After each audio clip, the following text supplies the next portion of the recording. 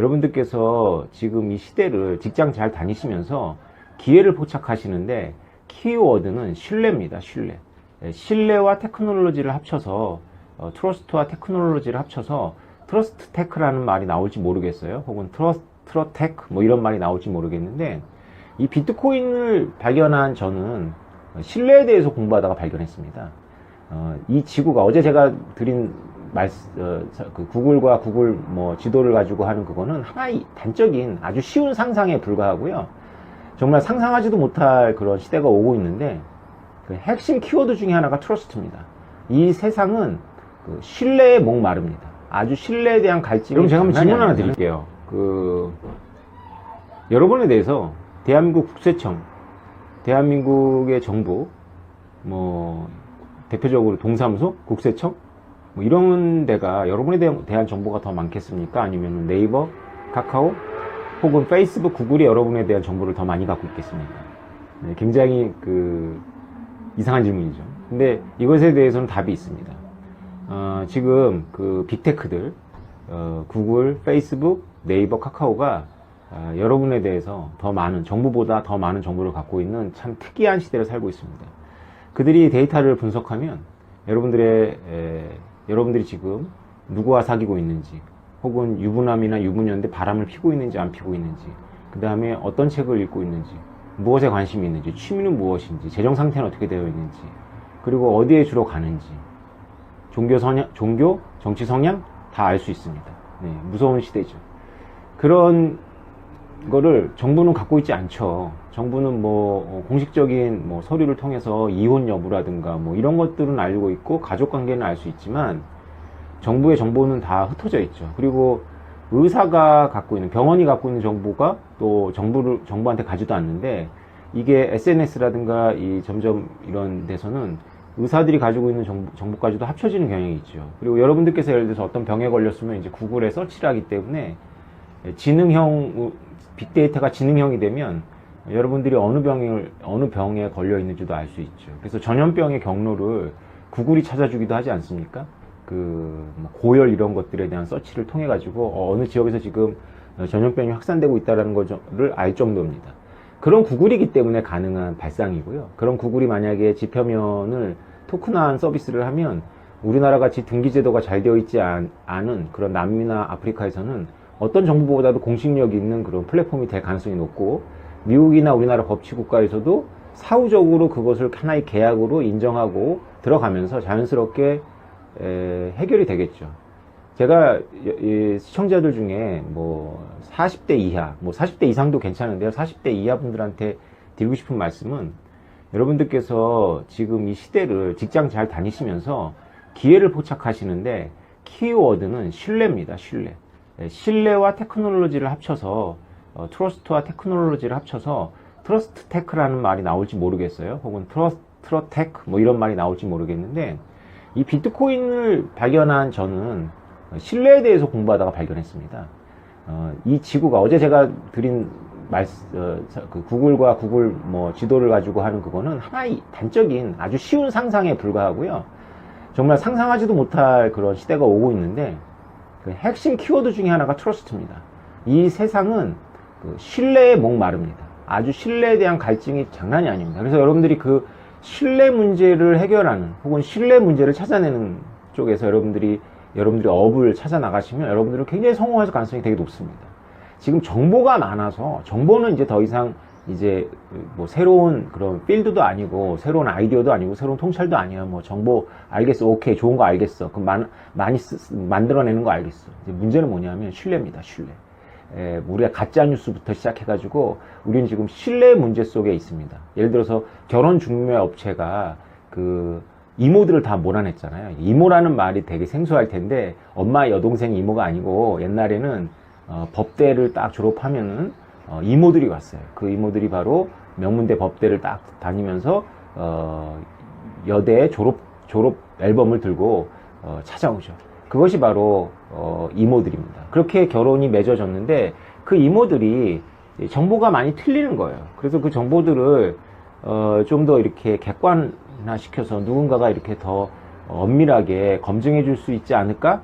라고 해서 나온 비즈니스가 바로 듀오입니다. 이제 듀오를 시작으로 해가지고 결혼 중매 업체도 쭉 나왔는데, 결혼 중매 업체가 가지고 있는 노하우가 여러 가지가 있지만 가장 기본적인 노하우는 상대방에 대한 기본 사실들을 확인해 주는 거죠. 그래서 우리가 결혼 중매 업체를 통해서는 그 상대방이 학력이라든가 재산 상황이라든가 직업은 일단은 믿고 들어가는 거죠. 그것만, 그런 양적 정보만이 결혼에 필요한 건 아니겠지만, 또 양적 정보를 무시하고 우리가 어떤 정보가 그럼 중요하냐고 물어본다면 참 그것도 대답하기가 좀 어려운 그런 질문이 되겠죠. 문제는 뭐냐면 우리 사회가 과연 양적 정보만이라도 그렇게 믿을 수 있는 사회인가? 그러면 우리 사회가 이 정도라면 동남아시아라든가 아프리카라든가 남미는 그 어떤 양적 정보들이 있을까? 어떤 믿을 수 있는 양적 정보들이 있을까를 생각해 보셔야 돼요.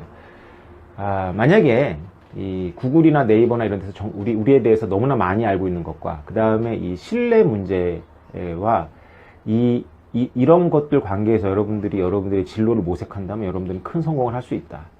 저는 개인적으로 이제 제가 뭐 새로운 사업을 벌이고 하기에는 좀 너무 나이가 들어버렸기 때문에 제 나이를 묻는 분들도 계신데 제가 이제 50이 넘었습니다. 뭐 여러분들 중에는 그거밖에 안 됐어? 라고 하시는 분들도 있을 것 같고요. 와, 그렇게나 많이 됐어? 라고 하실 분들도 있는 것 같은데, 아무튼 뭐 저도 이제 사업을 하고 있는데, 저도 블록체인 업계에서 사업을 하고 있습니다. 제가 다루는 사업은 좀 더 가시화되면 여러분들한테 또 말씀드릴 때가 있을 거예요. 그런데 이제 뭐 그렇게 사업을 열심히 할 나이는 아닌 것 같고, 나이가 드니까 많은 것들이 의욕이 또 떨어지고 막 이러더라고요. 근데 이제 젊은 분들한테는 지금 굉장한 기회가 온 거죠. 그래서 저는 이제 사업보다는 이제 이 비트코인의 인문학적 가치에 대해서 주목을 하면서 보아왔는데, 비트코인이 없었으면 정말 큰일 날 뻔했어요. 비트코인이 바로 페이스북, 구글, 삼성전자, 애플의 이 전횡을 막을 수 있는 브레이크입니다. 이게 사람들이 잘 모르는 게, 이 비트코인이 미국 달러 찍어내는 연준을 막는 브레이크다라고 알고 있는데요. 뭐 그것도 맞습니다. 그런데 저는 그거보다도 이 빅테크들의 비트코인이 아니었다면 우리가 페이먼트에서 은행이 빅테크들을 이겼을까요?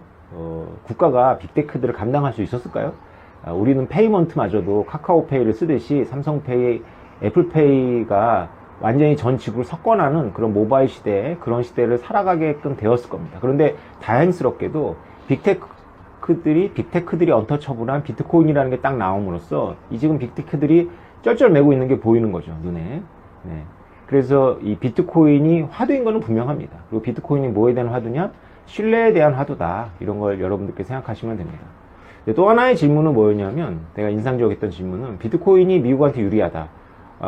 유리한 이유는 중국이 함부로 무역 흑자를 할 수 없다. 통화 조작을 통해 가지고, 환율 조작을 통해 가지고 할 수 없다라는 고견을 주셨어요. 굉장히 좋은 생각이십니다. 네.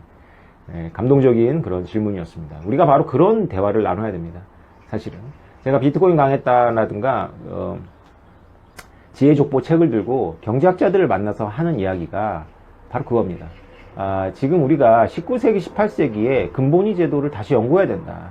비트코인 때문에 국제 질서가 근본위 제도 속에서 우리가 축적했던 그런 지식들이 다시 재조명을 받는 때가 오고 있다. 공부해야 된다라고 했죠. 제가 연세대학교 재무관리 교수들하고 같이 논문을 쓰자고 이렇게 모였는데, 그분들이 교수지만 제 과 후배일 거예요. 근데 이제 제가 나온 연세대학교 학풍이 뭐 이렇게 선후배를 잘 따지지 않습니다.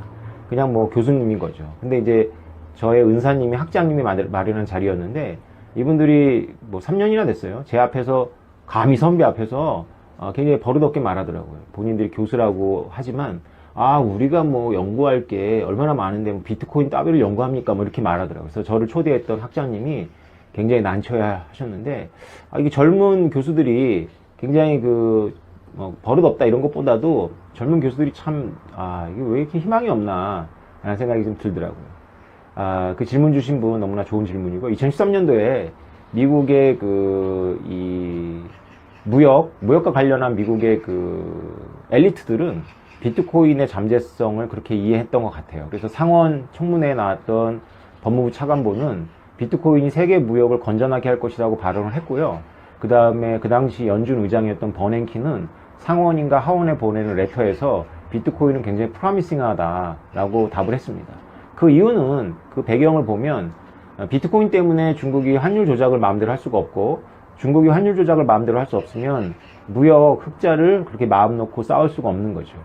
여러분들께서는 이제 이걸 처음 들으시는 분들도 있고 전혀 모르는 분들도 있을 겁니다. 근데 쉽게 말하면 브레튼 우드 체제는 제가 나중에도 더 자세히 말씀드리겠지만 근본위 제도 속에서의 세계 무역을 비판적으로 본 케인즈가 전체적인 설계를 했습니다. 케인즈는 왜 근본위 제도가 문제가 있었다고 보는 거냐면요. 이 금이 국제 무역의 결제 수단으로 쓰이면 어떤 나라가 일방적으로 무역 흑자를 쌓거나 어떤 나라가 일방적으로 무역 적자를 쌓을 수가 없습니다. 왜냐하면 금의 가격이 이렇게 어느 나라에서나 똑같아야 되기 때문에 저절로 이 무역 흑자와 무역 적자가 조정이 되는 능력이 있습니다. 근본위제의 굉장히 큰 장점이죠. 근데 문제는 뭐냐면 근본위제가 되면 각국이 전부 금을 확보하려고 합니다. 금을 확보하려고 하기 때문에 전부 무역 흑자를 내려고 하겠죠. 지금도 물론 무역 흑자를 내려고 하지만 더 심해집니다. 그래서 경제학에서는 일종의 이단으로 취급하는 그런 이론이 있죠. 바로 중상주의입니다. 중상주의는 무역 흑자를 많이 내서 내가 돈을 많이 가지면, 그러니까 금이죠. 본원 통화를 많이 가지면 그것이 국익에 부합한다라는 이론이에요. 그렇게 되면 어떻게 될까요? 각국이 모두 금을 모으려고 하기 때문에 블록화되고 보호무역이 활성화됩니다. 그것이 바로 그 19세기 말에 각 제국주로 나뉘었던 그 전 세계 블록들이 서로 상대 블록에다가는 담을 쌓고 자기 블록 안에서만 경제를 운영하면서 세계 경제가 쪼그라들었죠. 공황이 오고 나서 쪼그라들었죠. 그래서 그런 공황이 1차 세계대전, 2차 세계대전이 바로 이런 것과 관련한 전쟁이라고 우리는 1차, 2차를 나눠서 보지만 이게 하나의 전쟁이라고 보는 거죠. 그래서 이 전쟁의 근본적인 배경이 근본위제의 불안정성이 있다. 사실은 이제 케인즈나 케인즈를 추정한 사람들에 따르면 근본위제가 가져오는 그런 세계 그 경제의 경직성이죠. 경직성, 통화 정책의 경직성 때문에 정치로 이걸 바꾼 거죠. 금이 아니라. 그래서 전 세계 지도자들이 끊임없이 소통하면서 굉장히 그 유연하게 하는 거죠. 만든 거죠. 그래서 나타난 부작용은 우리가 모두 알고 있는 그런 부작용입니다. 무역 적자가 끊임없이 쌓일 수 있고 미국은 미국에 대해서 어떤 나라들은 무역 흑자를 끊임없이 쌓을 수도 있겠죠. 중국처럼. 그래서 이게 갈등이 생기고 뭐 이런 과정이죠. 지금 책 하나 소개해 드릴게요. 그 도전해 보실 분들은 도전해 보셨으면 좋겠습니다. 달러의 부활이라는 책입니다. 이 책은 나온 지는 20년 됐는데 번역된 지는 얼마 안 됐어요.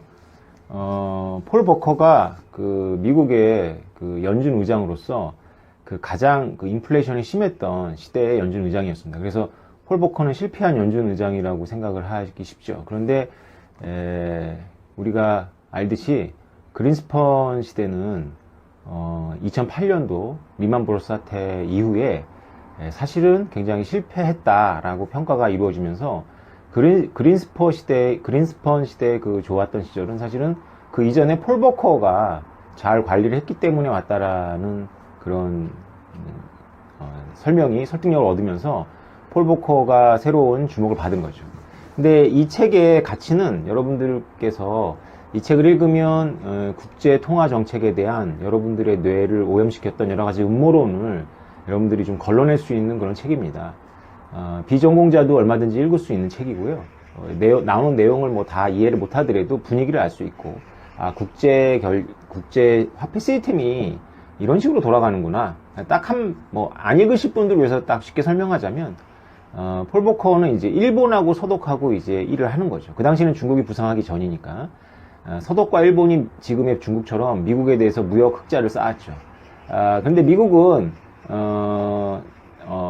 무역 적자를 쌓는 거는 싫지만, 그렇다고 해서 달러가 약해지는 건 더 싫잖아요. 그래서 달러를 강하게 가져가면서도, 무역 흑자국에 대해서, 무역 흑자를 쌓지 마라. 이런 조정을 끊임없이 했어야 되는 겁니다. 그러니까 사실은 브레튼 우드 체제는 사실은 존립이 굉장히 어려운 시스템입니다. 그럼에도 불구하고 그것을 지난 70년 동안 유지시켰다라는 것이 굉장히 대단한 거고요. 어떻게 보면 정치의 승리라고 할 수도 있습니다. 그러니까 사실은 논리적으로는 유지되기 어려운 시스템인데 각국의 정치 지도자들이 힘을 합해서 이 조정을 잘 해왔다라고 볼 수도 있겠죠. 이것을 단지 패권국가와 그 다음에 그 패권국가로부터 핍박을 받는 나라와의 헤게모니 싸움이라고만 이해하면 놓치는 부분들이 굉장히 많습니다. 일본의 대표, 이게 같이 공동 저자였던 일본의 폴 버커의 카운터 파트너는 우리는 참 얄궂은 상황에 놓여 있다는 거죠.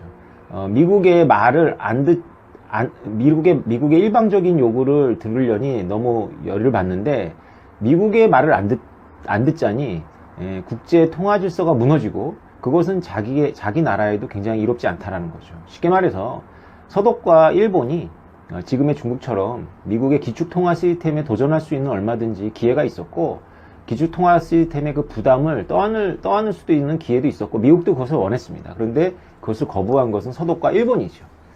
그러니까 제가 드리고 싶은 말씀은 뭐냐면, 여러분들께서 이 국제통화 시스템을 성과 악으로 볼 수도 없고요, 어느 일방의 이롱하고 어떤 일방의 희생, 이렇게 볼 수도 없습니다. 이것은 하나의 질서고, 인류가 처음으로 만들었던 세계 인류 역사의 최초의 세계 질서라고 불리우는데요. 이 문제는 뭐냐면, 이 질서가 그렇게 견고하지 않고 그 시효가 오래 남지 않았다는 것이 사실 진정한 문제입니다. 좋고 나쁘고를 떠나서, 누구에게 유리하고 불리하고를 떠나서 이 질서가 그렇게 오래 남지 않았다. 이것이 정말 진정한 문제고요. 비트코인이 이 질서의 막바지에 등장했다라는 것은 역사의 섭리이기도 하고 의미심장한 일이기도 합니다. 그럼 비트코인이 다시 19세기, 18세기의 근본이제 세계 무역 체제로 돌아가게 할 텐데, 그럴 수 있겠죠. 그럼 18세기, 19세기의 세계 무역 세계는 어땠느냐, 그거에 대해서 공부가 돼야 됩니다. 그래서 이런 부분들이 이제 앞으로 주류 학계에서 우리 공부할 거 많으니까 그런 거 공부할 수 없어, 이렇게 하지 못하겠죠. 이제 몇 년 지나면 변화가 확연해질 겁니다. 그래서 공부하시는 분들은 다시 19세기, 18세기의 세계 무역 질서를 공부하셔야 될 거예요. 제가 지금 PhD를 갖고 있는 분들을 만날 때마다, 국제정치 쪽이나 경제학 쪽 사람들 만날 때마다 이 얘기를 드립니다. 준비하셔야 된다.